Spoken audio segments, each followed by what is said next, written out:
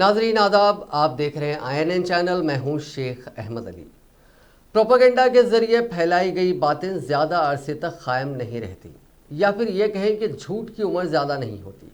तारीख से भी ये बात कई मरतबा साबित हुई है। प्रोपेगेंडा एक ना एक दिन ज़रूर आश्कार होकर रहता है। हाल ही में जब दुनिया भर में कोरोना वायरस फैल रहा था, उससे भी ज़्यादा रफ्तार से अलग अलग प्रोपेगेंडा भी चलाया जा रहा था। हिंदुस्तान में आज ऐसी हुकूमत कायम है जिसकी बुनियाद ही प्रोपेगेंडे पर कायम है। और जब कोरोना को काबू करने में हुकूमत नाकाम हो रही थी तो हस्बे रिवायत प्रोपेगेंडा का सहारा लिया गया। अब ये भी कोई नई खबर नहीं है कि मुल्क के मेन स्ट्रीम मीडिया का इस प्रोपेगेंडा में क्या किरदार रहा, बल्कि मेन स्ट्रीम मीडिया ही इस प्रोपेगेंडा का अहम तरीन टूल बन गया है। दुनिया भर में जब कोरोना की वबा तेज़ी के साथ फैल रही थी, हिंदुस्तान में मोदी हुकूमत ने नमस्ते ट्रंप जैसे प्रोग्राम करने में लगी थी। इसके अलावा रियासतों की चुनी हुई सरकारों को गिराने में भी मसरूफ़ थी।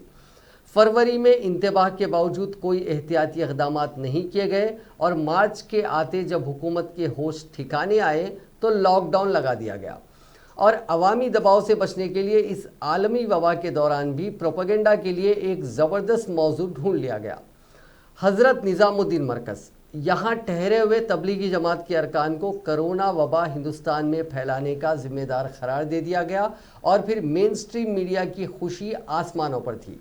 वो दिन रात तबलीगी जमात और जमात की आड़ में एक मखसूस तबके को निशाना बनाते रहे, लेकिन कोरोना से बचाव के इक़दाम पर हुकूमत से कोई सवाल नहीं किया और कोरोना फैलता गया।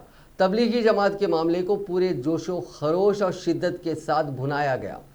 कई जगह हमले भी किए गए, मुकदमात दर्ज किए गए, गिरफ्तारियां हुई और मामले अदालतों में पहुंच गए। अदालतों में मामला चलते रहे और आखिरकार मुंबई हाई कोर्ट ने इस पूरे मामले का पर्दाफाश कर दिया। अदालत ने आज अपना फैसला सुनाते हुए कहा कि तबलीगी जमात के अरकान को प्रोपेगेंडा के तहत निशाना बनाया गया, जबकि मीडिया ने इस प्रोपेगेंडा को फैलाने में कलीदी किरदार अदा किया। अदालत ने महसूस किया कि कोरोना वायरस के मामले में तबलीगी जमात के अरकान को बली का बकरा बनाया गया। अदालत ने हुकूमत और मीडिया के तर्ज अमल का सख्त नोट लिया और गैर मुल्की अरकान पर आयद मुकदमात को गैर जिम्मेदाराना करार दिया। मुंबई हाईकोर्ट के इस फैसले ने पिछले चंद माह से जारी प्रोपेगेंडा की हवा निकाल दी।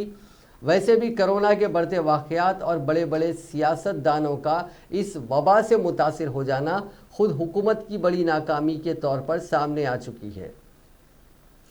याद रहे कि अमित शाह राम मंदिर ट्रस्ट के चीफ पुजारी, पापड़ खाने का मशवरा देने वाले बीजेपी के वजीर और दीगर कई अफराद कोरोना पॉजिटिव पाए गए। इसके अलावा उत्तर प्रदेश में तबलीगियों के खिलाफ मुहिम चलाने वाले बीजेपी के एक लीडर का कोरोना की वजह से देहांत भी हो गया।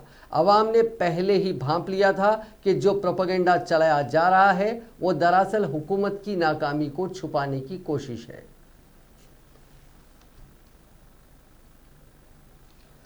मथुरा के कृष्ण मंदिर के नज़दीक वाक़े शाही मस्जिद ईदगाह के इन्हदाम का इरादा रखने वाले वृंदावन के नाम निहाज संत देव मुरारी बापू व एक दर्जन दीगर लोगों के खिलाफ फर्जी ट्रस्ट तश्कील देने का मुकदमा दर्ज किया गया। इन लोगों पर इल्ज़ाम है कि उन्होंने साजिश करके रकम जमा करने के मकसद से श्री कृष्ण जन्मभूमि निर्माण न्यास नामी ट्रस्ट तश्कील दिया। पुलिस मामले की जांच कर रही है। वाज़ेह है कि कुछ दिन पहले देव मुरारी के खिलाफ पुलिस ने इश्तियाल अंगेज़ बयान देकर दो फिरकों में दुश्मनी पैदा करने की कोशिश के इल्ज़ाम में FIR दर्ज की थी। मथुरा के मकामी शहरी पहले ही देव मुरारी की मुतनाज़िया मुहिम से खुद को अलहदा कर चुके हैं। थाना गोविंदनगर के इंचार्ज इंस्पेक्टर अजय कुमार सिंह ने एक न्यूज़ एजेंसी को बताया कि श्री कृष्ण जन्मभूमि ट्रस्ट के सेक्रेटरी कपिल शर्मा ने थाने में शिकायत दी है कि मुल्जिमान ने फर्जी और धोखाधही से श्री कृष्ण जन्मभूमि ट्रस्ट के मुतवाज़ी और तकरीबन यकसा नाम से श्री कृष्ण जन्मभूमि निर्माण ट्रस्ट तश्कील देकर मथुरा के सब रजिस्ट्रार के यहाँ ट्रस्ट रजिस्टर्ड करवा लिया। थाना इंचार्ज ने कहा कि इस मामले में देव मुरारी बापू, अनुराग तिवारी, नवल बिहार शरण उर्फ नकुल दुबे, बालकृष्ण दास, कृष्णदास प्रेमी योगी, गोपाल दास, संतोष शरण, अंबिका दास, उपदेश दास, आचार्य R शर्मा वगैरह के खिलाफ IPC के मुख्तलिफ दफात और IT कानून के तहत मुकदमे दर्ज करके कार्रवाई की जा रही है।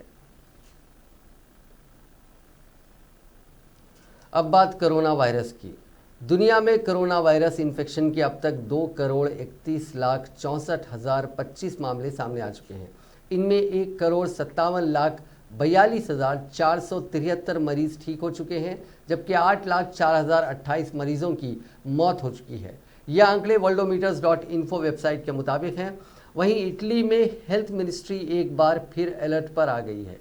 जुमेरात की रात जारी बयान के मुताबिक 24 घंटे के दौरान जुमला 947 मुतासरीन की पहचान हुई है। ये मई के बाद एक दिन में मरीजों का सबसे बड़ा आंकड़ा है। दूसरी तरफ ऑस्ट्रेलिया में हालात अब सुधर रहे हैं। ऑस्ट्रेलिया में इन्फेक्शन की दूसरी लहर का असर कम होने लगा। विक्टोरिया के chief health officer Brett Sutton ने कहा कि हमने सख्त कदम उठाए हैं, अब इनके नतीजे भी मिलने लगे हैं। 2 दिन से लगातार नए मरीजों की तादाद कम हो रही है। जुमेरात के बाद जुमे को भी नए मुतासरीन की तादाद 200 से कम रही। यहाँ 20,000 टेस्ट हर दिन किए जा रहे हैं। हुकूमत का कहना है कि सितंबर की शुरुआत तक रोज़ाना मिलने वाले केसों की तादाद 30 के आसपास करने का निशाना है। दूसरी जानिब ब्राज़ील में मौतों का आंकड़ा फिर तेज़ी से बढ़ा। जुमे को यहाँ 1,054 लोगों की मौत हो गई। इतना ही नहीं, नए मुतासरीन की तादाद में भी बढ़त हुई है। जुमला 30,356 नए मामले सामने आए हैं। हेल्थ मिनिस्ट्री का कहना है कि जिन मरीजों की मौत हुई है उनमें से ज़्यादातर पहले से किसी न किसी बीमारी से मुतासिर थे। वर्ल्ड हेल्थ ऑर्गेनाइजेशन की टीम हफ्ते के रोज़ 5 दिन के दौरे पर ब्राज़ील पहुंची। इसके एक्सपर्ट सरकारी अफसरान के साथ इन्फेक्शन पर काबू पाने के लिए नए तरीक़ों पर गौर करेंगे।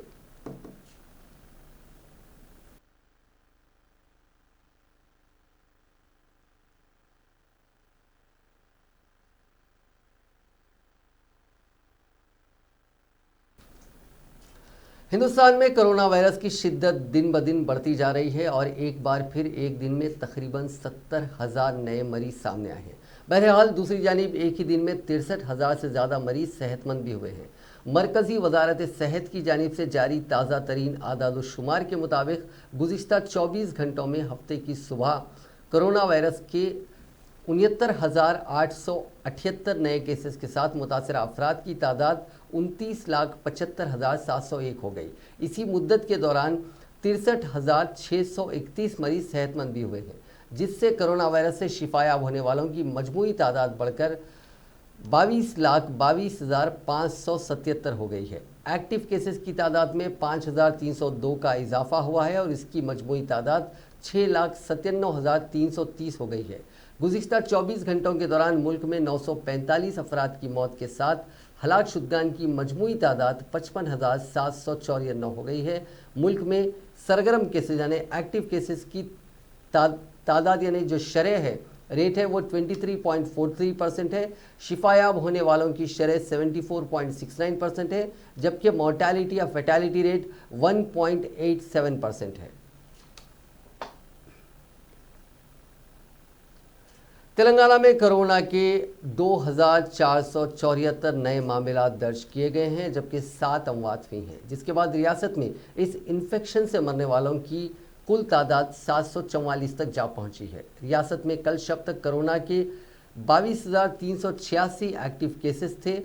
महकमे सेहत के हुक्काम ने 43,095 टेस्ट करवाए, जबकि मजीद 1,239 लुआब के नमूनों की रिपोर्ट ज़ेरे इल्तिवा है। जुमेरात और जुमे के दरमियानी शब जुमला 1,768 अफराद रुबे सेहत हुए। रियासत में रुबे सेहत होने वालों की तादाद 78,735 हो गई है। तेलंगाना में कोरोना वायरस के केसेस में एक माह में तकरीबन दुगना इजाफा हुआ है। रियासत में मार्च के महीने में पहला केस दर्ज किया गया था और 23 जुलाई को रियासत में 50,000 केसेस दर्ज हुए, यानी जहां पहले 50,000 केसेस 4 महीने में दर्ज हुए, वहीं सिर्फ एक माह में कोरोना के मुतासरीन और इस मर्ज से मरने वालों की तादाद दुगनी हो गई है।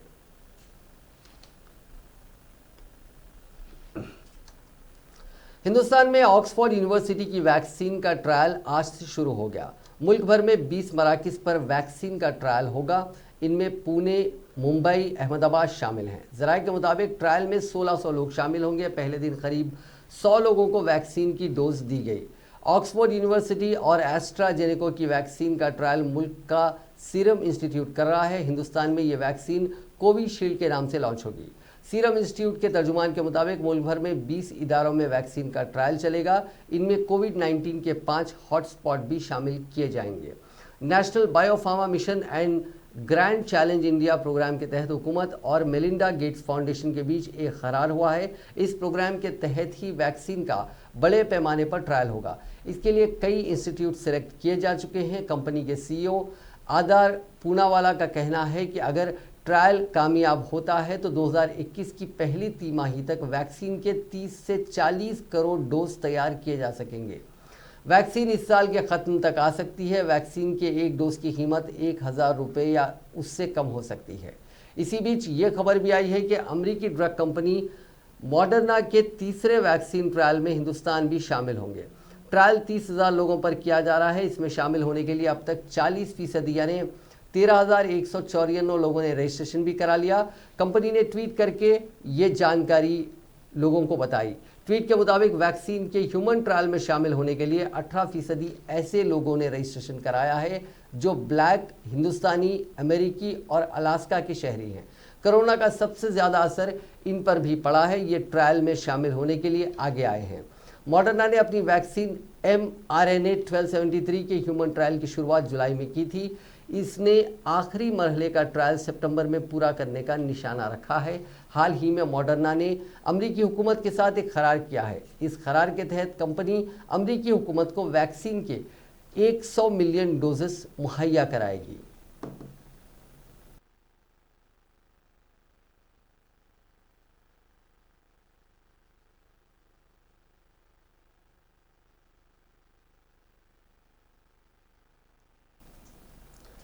दस नई इंटरनेशनल स्टडीज़ का जायजा लेने वाली इंडो जर्मन रिसर्च टीम ने पाया है कि रिलेटिव ह्यूमिडिटी की वजह से घर के अंदर बैठे लोगों के बीच कोरोना वायरस तेज़ी से फैलता है, ख़ास तौर से सूखे कमरों में।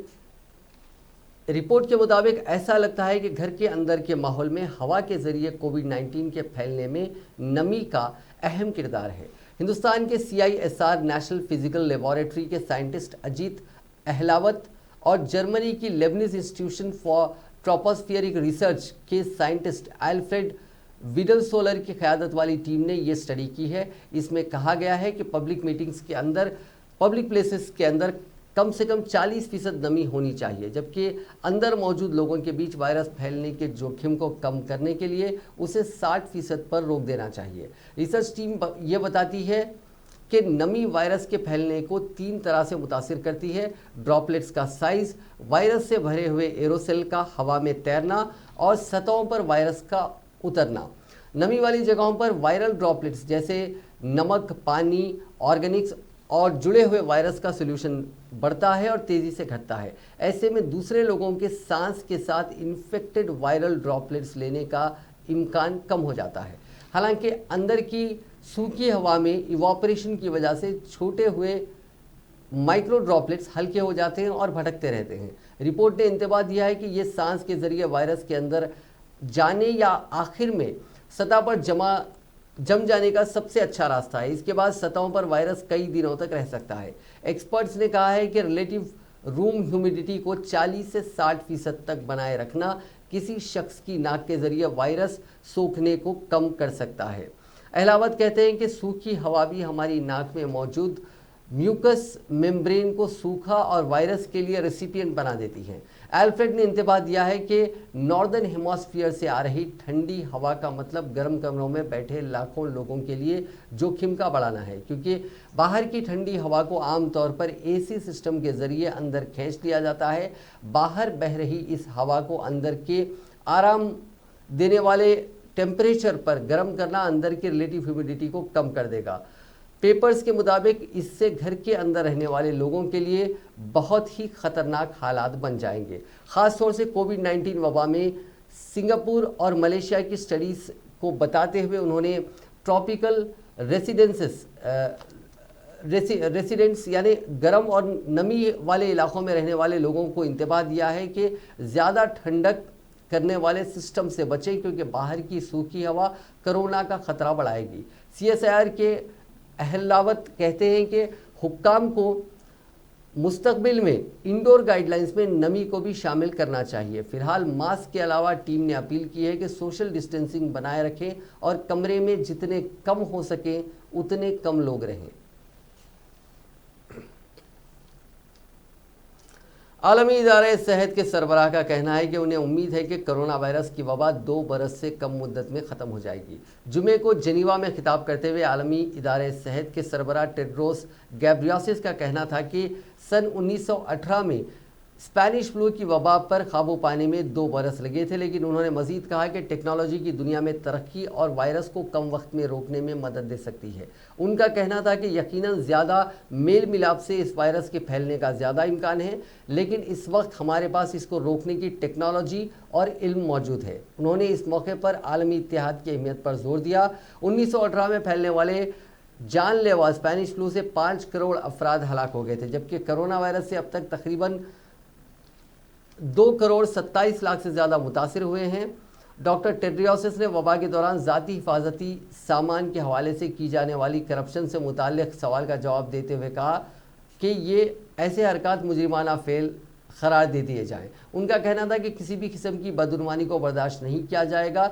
ताहम मेरे नज़दीक ज़ाती हिफाजती किट्स यानी PPEs या दीगर सामान के हवाले से करप्शन करना दर हकीकत एक कत्ल है, क्योंकि अगर सेहत का अमला बिना ज़ाती हिफाजती किट्स के काम करेगा तो हम उनकी जानों को ख़तरे में डाल रहे हैं।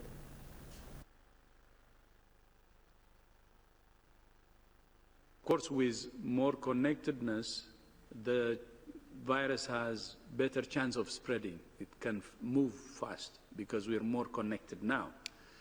But at the same time, we have also the technology to stop it and the knowledge to stop it.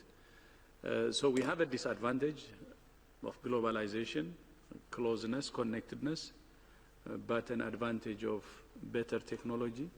So we hope to finish this pandemic before less than 2 years.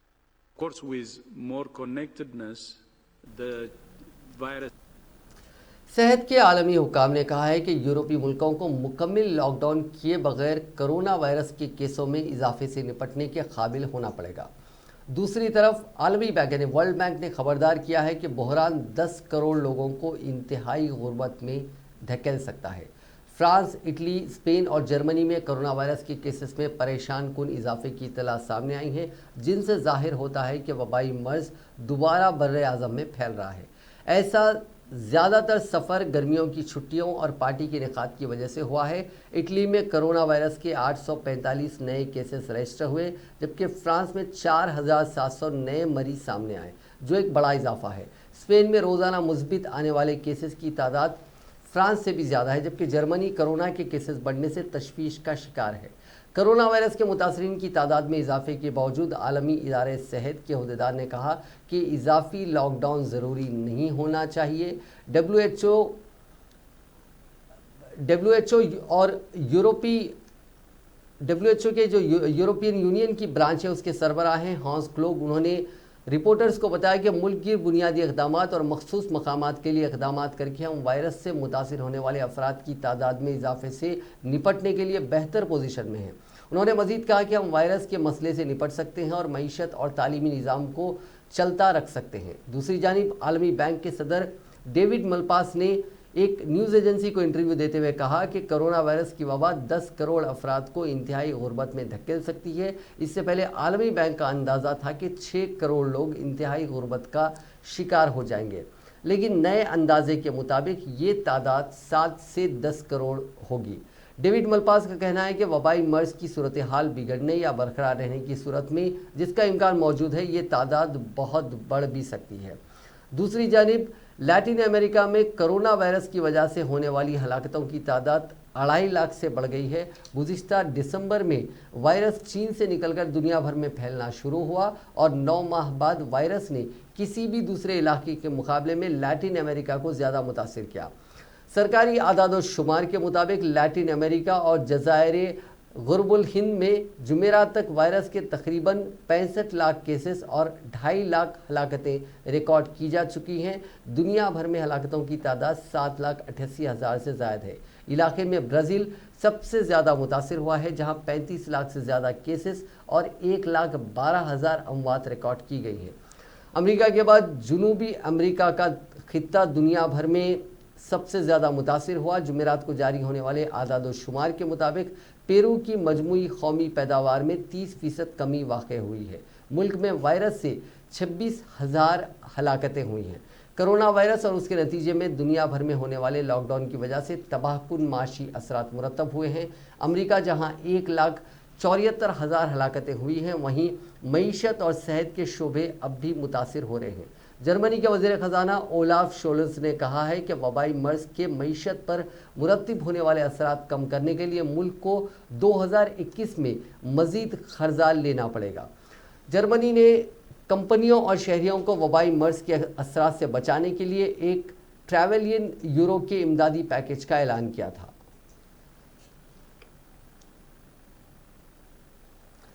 Centre for monitoring Indian economy के आदाद-ओ-शुमार के मुताबिक corona virus की वबा के बीच अप्रैल से अब तक 1,92 लाख नौकरियां चली गई हैं।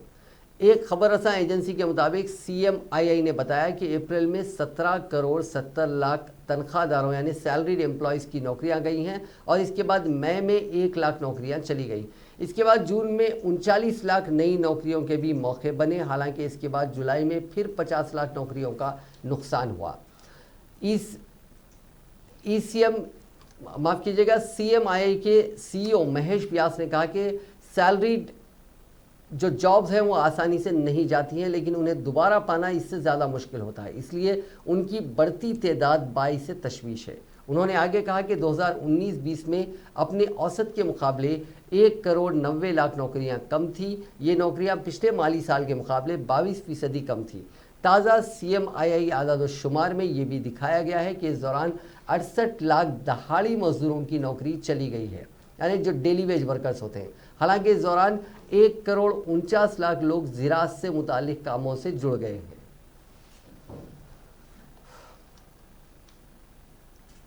इराक़ के जुनूबी शहर बसरा में हुए मुजाहरों में मुजाहिरीन ने 2 एक्टिविस्ट के कत्ल के बाद हुकूमती अदम इक़दामात पर पार्लिमानी दफातर को नजर आतिश कर दिया। याद रहे कि बसरा शहर इराक़ में तेल की दौलत से मालामाल इलाके में वाक़ है। मुजाहिरीन ने बसरा सूबे की पार्लिमान की इमारत के बैरूनी दरवाजे को आग लगाई। ये इमारत बगदाद में वाक़ मरकज़ी पार्लिमान के ज़ैली दफातर की हामिल थी। ये मुजाहरे बसरा शहर में गुज़िश्ता अक्टूबर के बाद से मुतशद्दिद तरीन मुजाहरे थे। याद रहे कि गुज़िश्ता साल जावा शहर में बदउनवानी के खिलाफ एहतजाज करते हुए बगदाद समेत मुल्क भर के शहरों में बड़े मुजाहरे किए गए थे। बसरा में 2018 में भी हुकूमत के खिलाफ मुजाहरे देखने में आए थे। मुजाहिरीन की जानिब से झड़पों में सिक्योरिटी फोर्सेस के खिलाफ आतिशगीर मादे का भी इस्तेमाल हुआ। नीम सरकारी खुद Mukhtar high commission for human rights के तर्जुमान अलीउल बयाती के मुताबिक झड़पों में 8 सिक्योरिटी एहलकार जख्मी हुए। मुजाहिरीन की जानिब से गुज़िश्ता हफ्ते के दौरान 2 सरगर्म अफराद की हलाकत के बाद बसरा के गवर्नर असदुल एदानी के इस्तीफ़े का मुतालबा किया जा रहा है। 4 जुम्मे को बसरा में एक्टिविस्ट रुहाम याकूब को गोली मार के कत्ल कर दिया गया था। रुहाम याकूब ने अक्टूबर में होने वाले मुजाहरों में सरगर्म किरदार अदा किया था।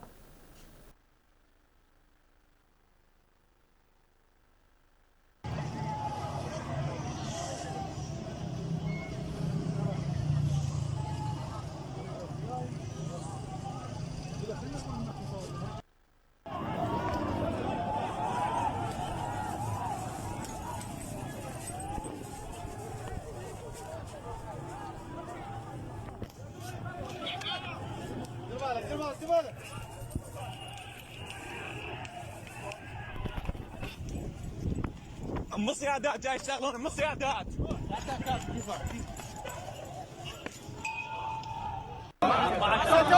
والله عبد القدوه بيدك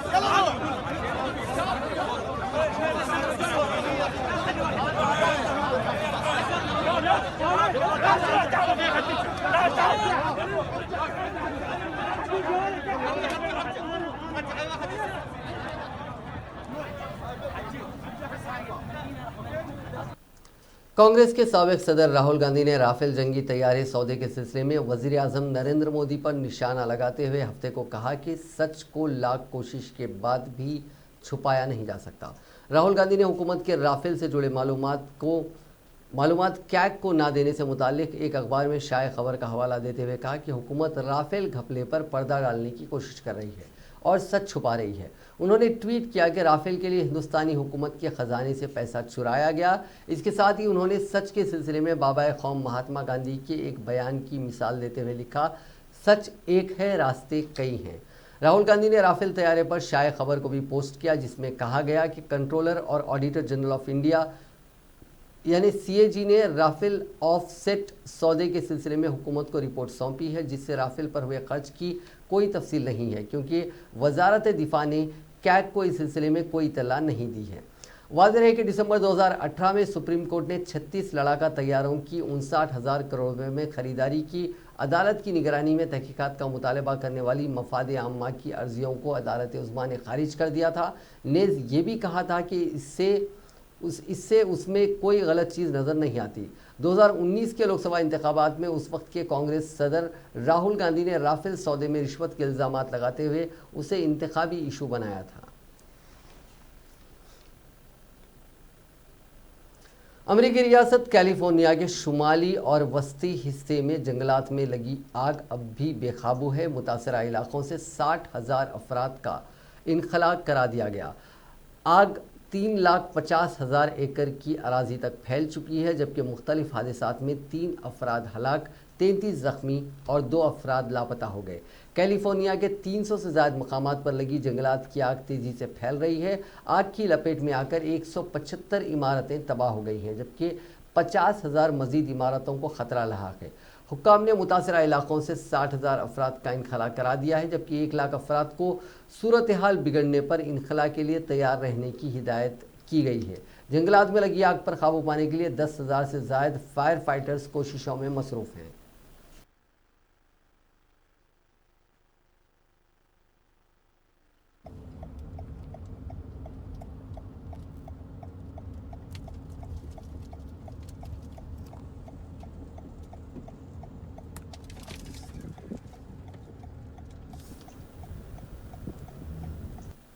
सऊदी अरब और चीन के दरमियान न्यूक्लियर ताउन के मामले पर चीनी वजारत ख़ारजा ने अमरीकी और इसराइली खदशात को गैर ज़रूरी करार दिया। चीनी वजारत ख़ारजा का कहना है कि चीन और सऊदी अरब के दरमियान एक जामे स्ट्रैटेजिक शराकत दारी है और हालिया वर्षों में मुख्तलिफ शोबों में नतीजा ख़ैज़ ताउन के नतीजे के साथ बाहमी ताल्लुकात में मुस्तहकम तेज़ी आई है। तर्जुमान चीनी वजारत ख़ारजा ने मामूल की ब्रीफिंग के दौरान एक सवाल के जवाब में कहा कि चीन का सऊदी अरब से तवानाई के शोबे में भी 2 तरफ़ा मखसूस ताउन है और चीन ज़िम्मेदाराना रवैये के साथ दुनिया में जोहरी तवानाई के पुरअमन इस्तेमाल को फ़रोग़ देने के लिए कोशा है। महात्मा गांधी की अहमियत पूरी दुनिया तस्लीम करती है और इसका अंदाज़ा इस बात से बखूबी लगाया जा सकता है कि बरतानिया में उनका पहना हुआ चश्मा 2,55,00,000 रुपये में नीलाम हुआ। मीडिया ज़राए से मौसूल हो रही खबरों के मुताबिक ब्रिस्टल शहर में ये ऑनलाइन नीलामी मुनक़िद हुई। यहाँ ये बात भी काबिल ज़िक्र है कि चश्मा किसी हिंदुस्तानी शख्स ने नहीं बल्कि अमेरिका के एक कलेक्टर ने ख़रीदा है। महात्मा गांधी के चश्मे को नीलाम करने वाली एजेंसी ईस्ट ब्रिस्टल ऑक्शंस ने दावा किया है कि बापू ने 1900 की दहाई में इस चश्मे को एक शख्स को बतौर तोहफा पेश किया था। कुछ माहिरीन का कहना है कि चश्मा बापू को 1910 के आसपास उनके चचा ने दिया था।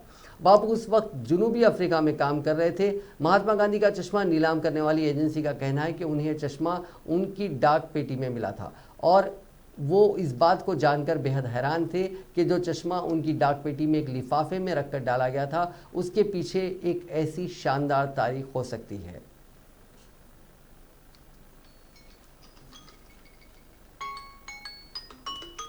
कोरोना वबा ने कभी ना रुकने वाली दुनिया की रफ्तार को रोक लिया। जहां बहुत सारे गैर मुल्की ममालिक ने गैर मुल्की मुसाफिरों के दाखिले पर पाबंदी आयद कर दी है, वहीं दूसरी तरफ एक ट्रैवल एजेंसी ने आपको लंदन का सफ़र करने का एक बहुत आसान तरीका ढूंढ लिया है, जिस पर आप बग़ैर जहाज़ के लंदन में घूम सकते हैं। दरअसल गुरुग्राम की निजी ट्रैवल कंपनी ने 15 अगस्त को बस टू लंदन नामी बस सर्विस शुरू की, जो आपको दिल्ली से लंदन ले जाएगी। 20,000 किलोमीटर का सफ़र 70 दिन में तय किया जाएगा। दिलचस्प बात यह है कि इस सफ़र में आप 18 दीगर ममालिक से भी गुजरेंगे। उनमें हिंदुस्तान, म्यांमार, थाईलैंड, लाओस, चीन, किर्गिस्तान, उज़्बेकिस्तान, कज़ाकिस्तान, रूस, लिथुआनिया, पोलैंड, चेक Republic, Germany, Netherland, Belgium, France और बरतानिया वगैरह शामिल है। आपको बस में सफ़र करने के लिए 10 ममालिक के वीज़ा की ज़रूरत होगी, ताहम कंपनी इसका इंतज़ाम करेगी। मुसाफिरों की रिहाइश का इंतज़ाम 4 स्टार और 5 स्टार होटल्स में किया जाएगा। इस सफ़र के लिए आपको अपनी जेब से 15 लाख रुपए खर्च करने होंगे। जो लोग साथ में रकम अदा नहीं कर सकते वो बतौर किस्त भी किराया अदा कर सकते हैं। इस बस में 20 मुसाफिरों के बैठने की जगह होगी और तमाम सीटें बिजनेस क्लास की ही होंगी। बस में 20 सवारियों के अलावा दीगर 4 अफराद होंगे, जिनमें ड्राइवर, असिस्टेंट ड्राइवर, मैनेजर और एक रहनुमा यानी गाइड शामिल होगा। ट्रैवल कंपनी के बानी का कहना है कि वो और उनके साथी 2017, 18 और 19 में भी कार के जरिए दिल्ली से लंदन गए थे।